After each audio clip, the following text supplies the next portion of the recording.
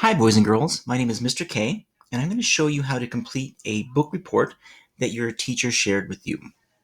So, this is a fiction book report, but there's also a nonfiction book report, which you would fill out this in the same way because they are very similar.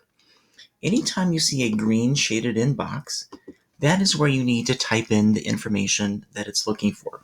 So, your name, book title, author, the characters, the setting, so where your story takes place, as well as when it takes place, some basic information or events from the beginning, middle, and end of your book.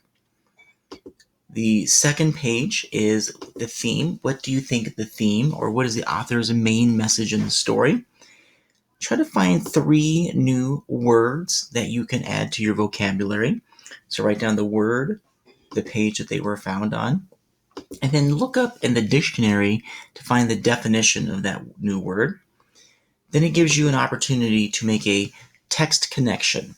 Now that can be a text-to-text connection where you connect this book to another book, the text-to-self connection where you're connecting something that happened to the book and something to something that happened in your life, or text-to-world connection where you're connecting something in the book to something that you saw on the news or read in the newspaper or magazine that connects those two things together.